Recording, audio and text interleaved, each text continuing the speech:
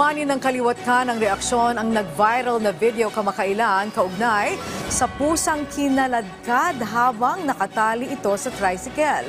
Agad namang umaksyon ng ilang animal advocate at ang LTO na naghain ng cause order at ipinapatawag ang tricycle driver.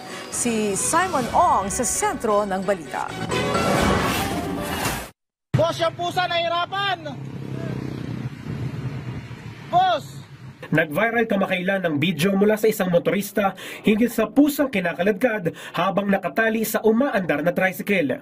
Maririnig ang makailang beses na pagsita ng motorista sa trike driver bago nito ihinto ang tricycle sa gilid ng kalsada.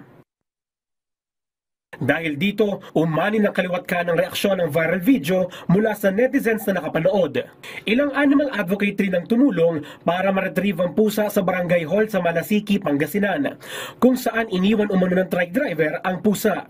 Ligtas naman ang naturang pusa na nagtamo ng ilang bali ng buto at sugat dahil sa naranasang physical trauma batay sa medical certification.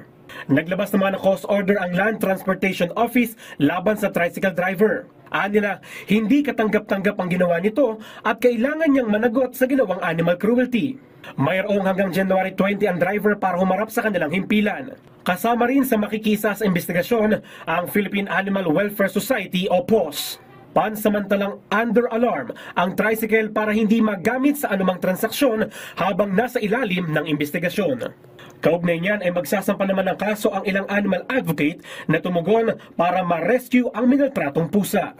Simon Ong, para sa Pambansang TV, sa Bagong Pilipinas.